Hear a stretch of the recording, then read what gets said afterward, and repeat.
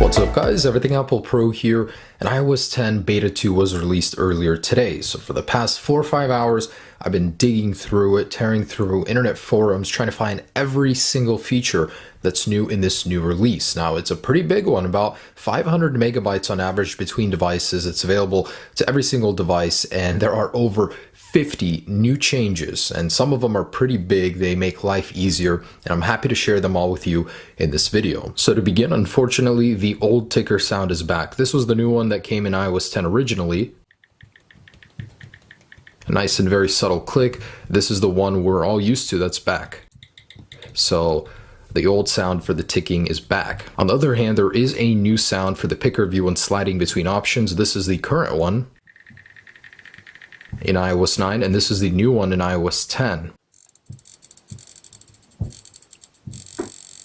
So this beta brings that new sound that sounds like a combination lock being slid through very, very fast. So that's the new music app interface in iOS 10. It's nice, but a little unnecessarily big. You know, the buttons are just too big. While using a new feature in this iOS 10 Beta 2, you can actually shrink that using the standard text size shrinker. So if we go ahead and bring it down to here, and go ahead and open up the music app in iOS 10 Beta 2, you'll notice the interface is a little bit smaller, so you can get it looking a lot more tidy. When opening up folders in iOS 10 Beta 2, the background is a little less translucent, so it's a little easier to distinguish the app icons. Now this one is a little hard to spot, but look carefully. The animation when opening up Siri is a little different. On iOS 10 Beta 2 over here, it'll actually kind of zoom in a little bit and then fade, but on iOS 10 Beta 1 it just fades in, so watch carefully.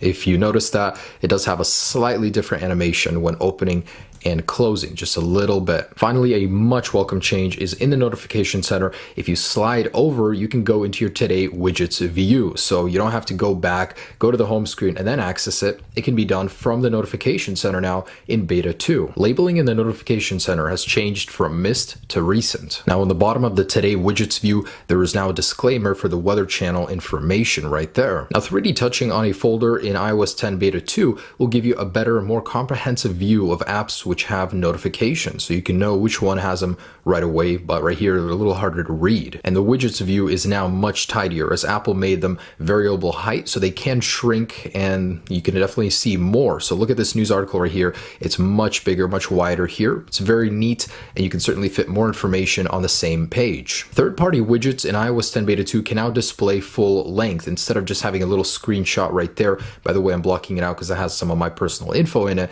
but definitely more information in the third-party widgets. Rich notifications are now active on iOS 10 Beta 2. This is before, this is after. So you can go ahead and respond in here and stay in this interface until you dismiss it. So definitely more diverse, basically the same feature as 3D touch devices without the 3D touch. I noticed that notifications open up much faster on Beta 2, which is on the left. So here we go.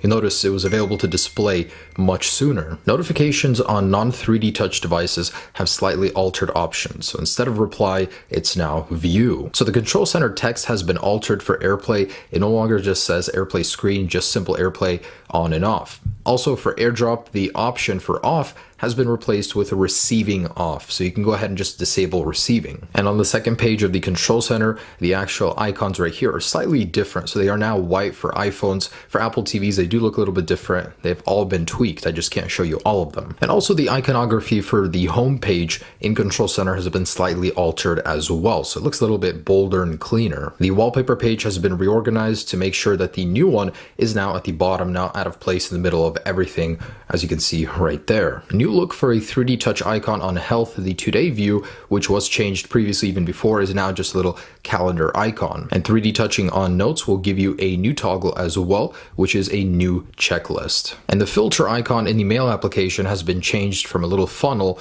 to somewhat of a weird funnel in a circle look. In the Messages app, the App Store for all the stickers has gone live. So you'll go ahead and be greeted with this, where you can go ahead and download easily stickers from within the Messages application. Also, there's a new tab for managing all downloaded stickers, which in here you'll find you can go ahead and disable them from here. In Messages, Digital Touch now has a new interface. To access the colors, you now have to click over here and you'll be presented with the same menu that was default on iOS 10 Beta 1. But not only that, there's a new feature to go ahead and take a picture to add to Digital Touch, which you can then go ahead and draw on and send with a little personal touch to it. In iOS 10 Beta 2, you can now send Digital Touch or any animated message to another user, but it'll show up as a still. So it won't be animated, but at least it will send. It previously did not send at all in Beta 1. In Control Center, when 3D touching on either the clock or the flashlight app, there are now new icons on that toggle. Not only that, but in Flashlight, there are now renamed options. So instead of high intensity, it's low light,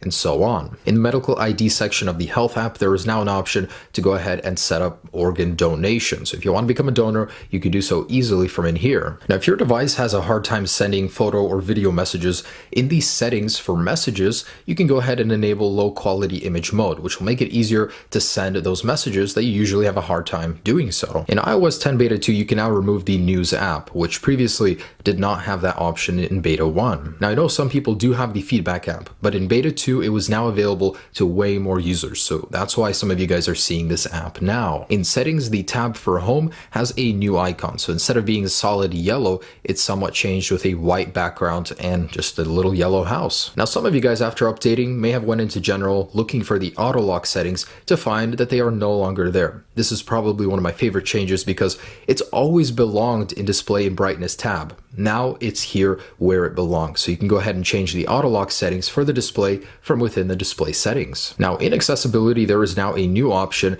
in the home button settings. So I'm going to go ahead and jump into there and on this one as well, just to show you there's a new rest finger to unlock. So you hold the home button and then it will unlock, not just by clicking it. Also in accessibility in the display accommodations, reduce white point when enabling it, there is now a percentage on the slider. So you can go ahead and see where you're at instead of just sliding it right here. And a lot of changes in Apple Music, so downloaded music has now been renamed to just downloads. Also, playlists that have been downloaded have a new badge. So if I go ahead and go into this one, it'll say downloaded right there. On the now playing page in music, you can easily see where the music is being output to. For example, right here, Beats Solo Wireless, and I could change it from within the now playing page instead of having to go into Control Center and changing the output here. So the interface when 3D touching on a song is slightly different now because remove is now delete from library. Also, you do have the option to go ahead and play later to add to the queue instead of just playing next, so it'll play eventually. Very small change, but very welcome. So if your iCloud Drive is not enabled from within the music settings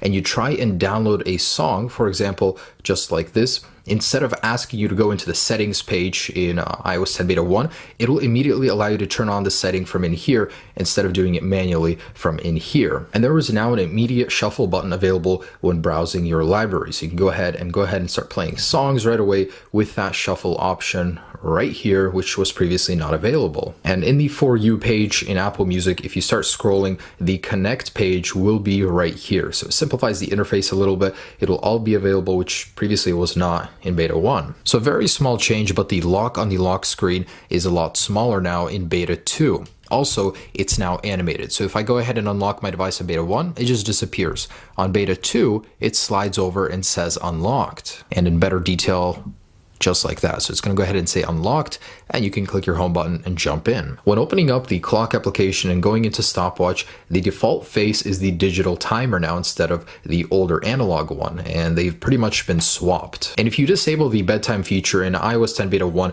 there's nothing here at all. Now it's just slightly grayed out, so when you enable it, it jumps to life. Holding the new tab icon in Beta 2 will give you a new option to go ahead and open up a new tab. The home app has been slightly revamped, so instead of having 3 options right here, you just have 2, and up here the interface is slightly different. In the settings for maps, there is now a new option to go ahead and show the parked car location on maps. But not only that, a user from 905 Mac pointed out that frequently visited locations now show up with a heart in the new Maps application. And if you use the Activity app with your Apple Watch, you can go ahead and click on the route and it'll show you the mapped version of where you were going, which is really neat. This is taken from a Reddit user. On compatible iPads, of course, there is now the the option to use split view in the App Store. Previously, you could only use slide over, but now you can go ahead and split it up in half, and it works. In the Apple Watch app on beta 2, there is now a new featured complication page on the face gallery. And I can't show you this because I don't have it set up with my beta 2 device, but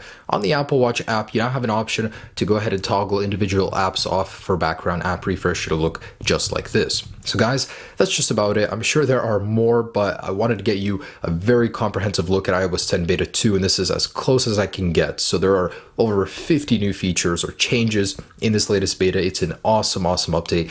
Cannot wait for beta 3 already. As for stability, gotta say people are happy with it. It's fast, seems smooth. Beta 2 is certainly almost usable as a daily driver. So thanks so much for watching, guys. Sorry for the late upload. Again, I wanted to include everything. Have a great day. Peace.